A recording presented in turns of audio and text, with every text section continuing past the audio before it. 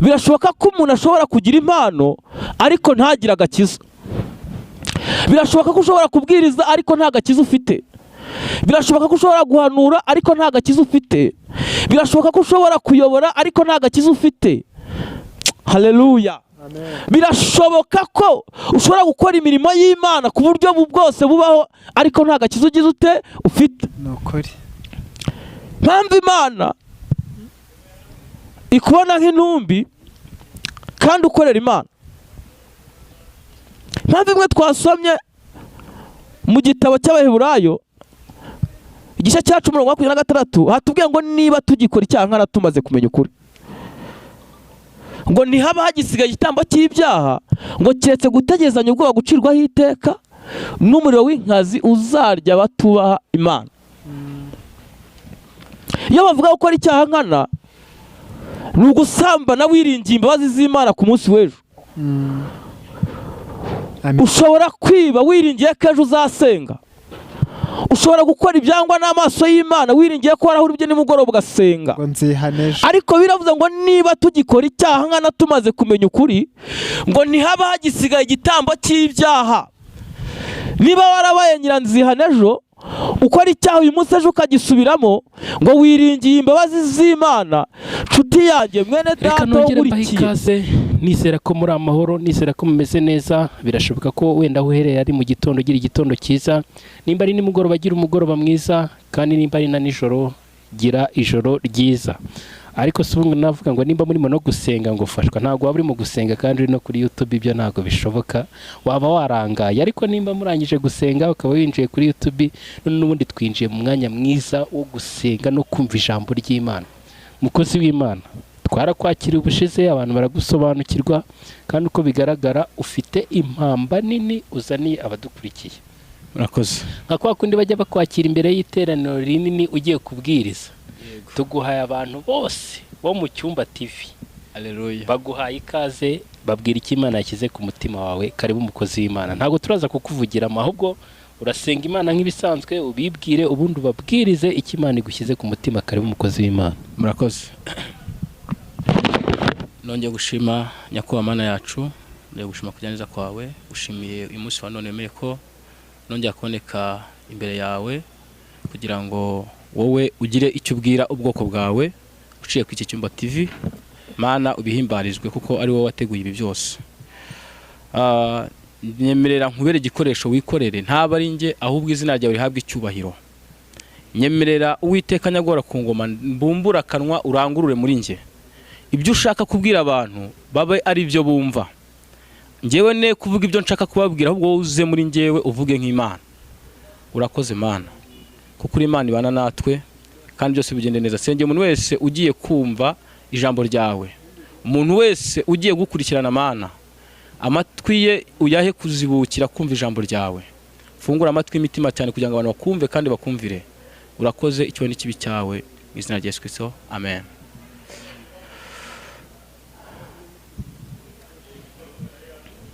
Murakoze. Yes.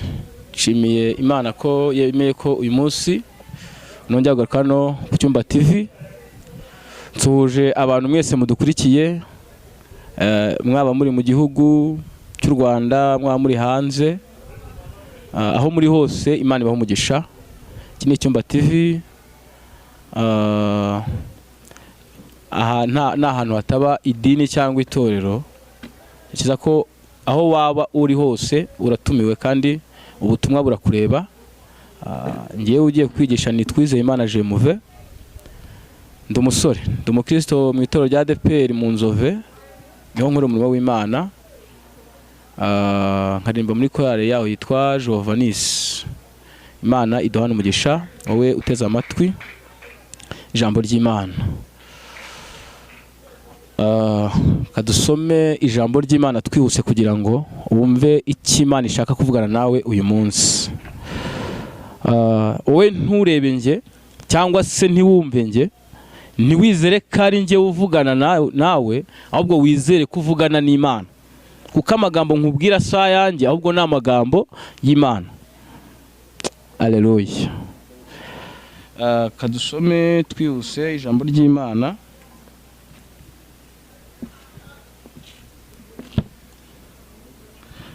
dusome twihuse ijambo ry'Imana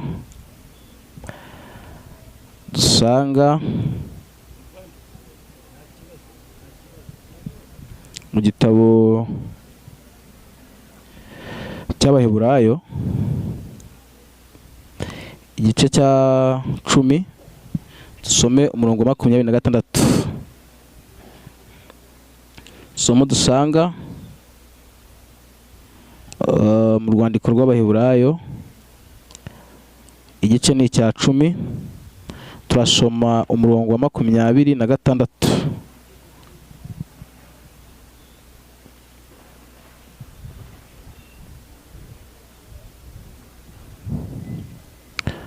Abaheburayo igice cya 10 umurongo wa 26, umutwe w'amagambo avuga ngo kwihanangirizwa kumaramaza ku byo kwizera isezerano rishya.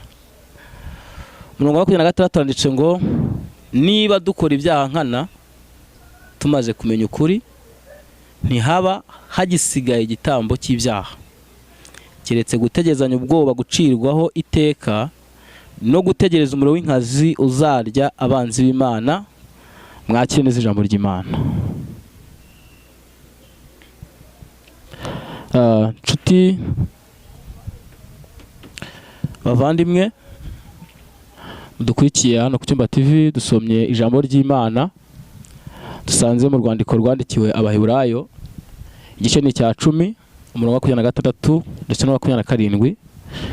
Ijambo ryatubwiye ngo niba tugikora icyaha nkana tumaze kumenya ukuri ngo ntihaba hagisigaye igitambo cy'ibyaha keretse gutegerezanya ubwoba gucirwaho iteka n'umuriro w'inkazi uzarya abanzi b'Imana. Haleluya. Impamvu cyangwa se umutwe w'iri jambo cyangwa se intego Imana yampaye ngo nze ngo nkubwire ni ukugira ngo ureke gukora icyaha nkana ahubwo ube mu mwanya Imana igushakamo. Ureke gukora icyaha nkana ahubwo ube mu mwanya Imana igushakamo. Ese Imana iragushaka muhe mwanya? Nihe mpamvu Imana ivuze iri jambo kugira ngo ryumve? Dusomye neza mu gitabo cy'Ibyahishuriwe Yohana igice cya 3 uhereye ku murongo wa 1 twasanga ijambo rivuga ngo umutwe w'amagambo ngo urwandiko rwandikiwe ab'Isarudi. Umurongo wa 1 avuga ngo ufite inyenyeri 7 z'Imana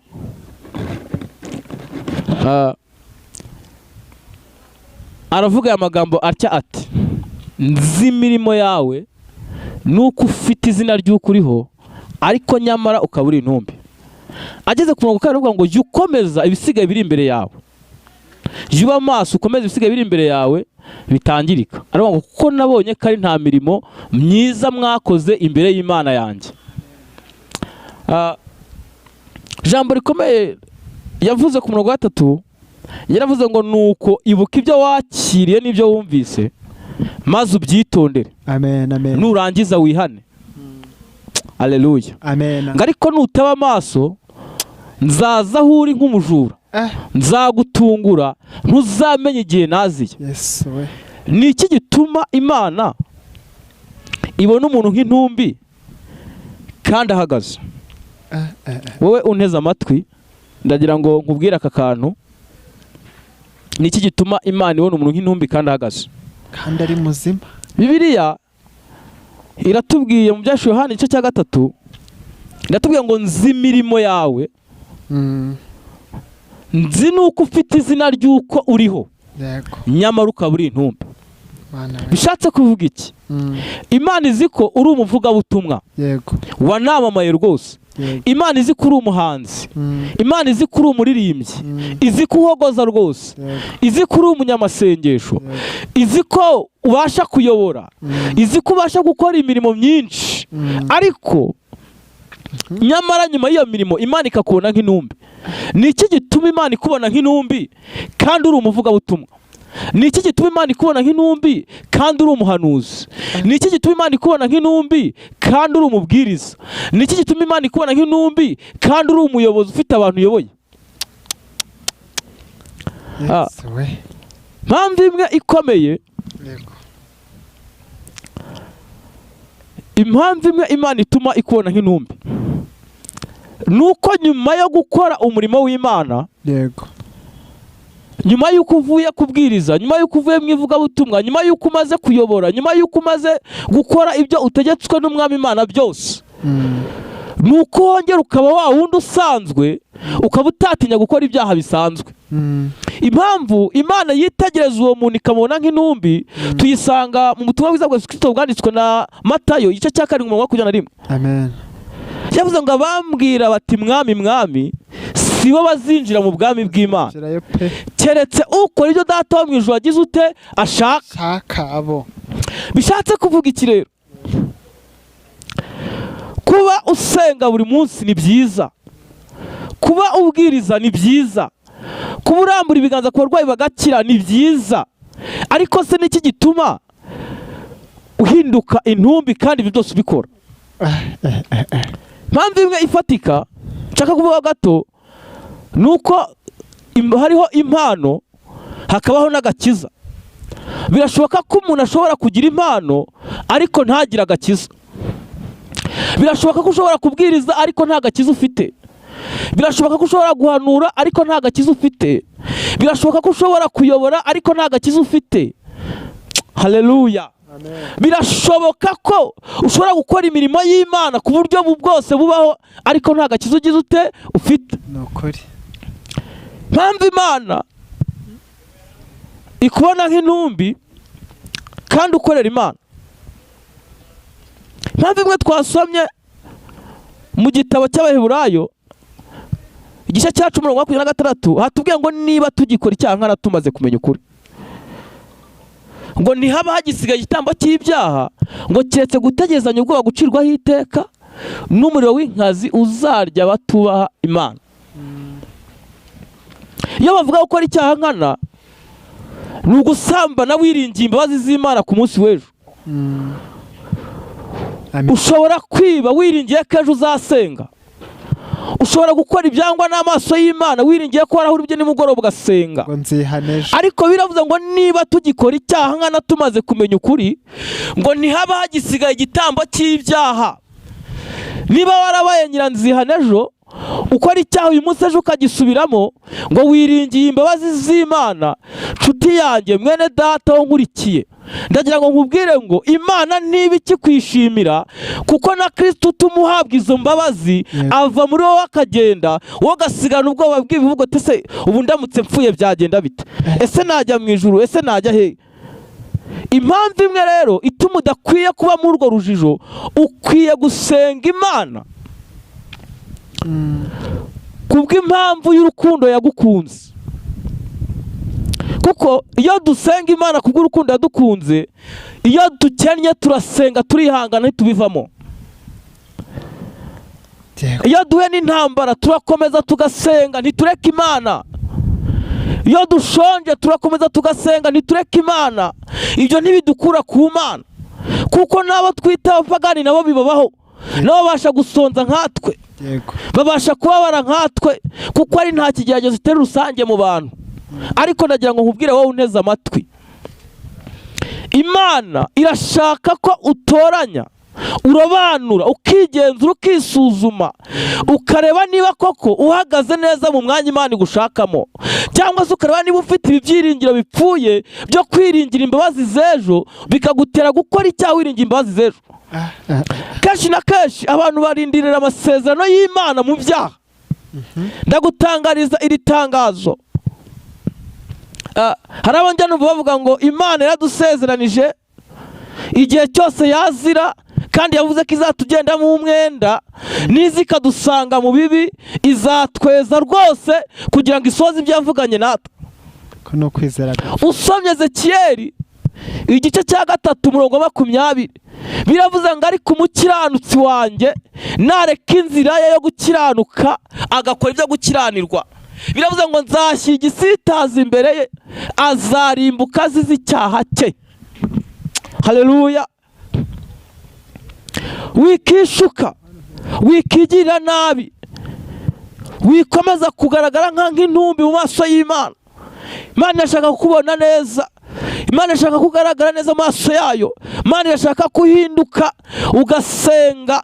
Niko Pawulo yandikiye Timoteyo wa mbere igice cya 2:4, yaravuze ngo ishaka ko abantu bose bakizwa bakamenya ukuri, kuko hari umuhuza umwe w'Imana n'abantu, uwo nawe ni Yesu Kristo, ngo yitanze kuba incungu ya benshi. Haleluya. Yitanze kuba incungu ya benshi. Mpamvu imwe igaragaza umuntu w'intumbi, ikimenyetso kigaragaza intumbi iraremera, igira uburemere. Iyi ntumbi iri muri korali iraremera ntikorwaho, iyi ntumbi iri mu itorero iraremera ntikorwaho. Haleluya. Ariko ndakubwira nshuti mwene data uneze amatwi, kugira ngo uyu munsi wa none biratubwiye ngo nuko ibuka ibyo wakiriye n'ibyo wumvise maze wihane. Ariko nutaba amaso Imana izazahura nk'umujura nzamo igihe yaziye. Imana ishaka kubona mu mwanya ishaka kubonamo. Imana ishaka kukizwa ukamenya ukuri. Imana ishaka ko uba aho ugomba kuba uri. Nsoza ku murongo wa nyuma witwa Yakobo yanditse igice cya 2 umurongo wa 10, aravuga ngo umuntu niyubahiriza amategeko yombi ariko agasitara ku itegeko rimwe, amategeko yose aracumuye. Ko bavuze ngo ntukice, yavuze ngo ntukice, yavuze ngo ntugasambane, ngo nukuri nusambana amategeko yose uyacumuye. Aravuga ngo muvye kandi mukore, mwihanire kureka nkaho ajya gucirwa iteka n'amategeko atera umudendezo. Nshuti mwene data unteze amatwi, Imana irashaka ko uhinduka ukaba umukristo muzima, ugasenga Imana udasengeshejwe n'ibigeragezo, ugasenga Imana udasengeshejwe n'ubuzima burimo. Ahubwo impamvu imwe igomba gutera gusenga iteka nuko Imana yagukunze urukundo rutagira akagero, kemera kwiyambura umwana wayo w'ikinege akamutanga ku bwawe. Murakoze. Kansoze mbashimira mwebwe mwemeye kubana natwe muri uyu mwanya. Imana ibahe umugisha kandi n'ukuri Uwiteka abasanganire. Murakoze. Imana ibahe umugisha.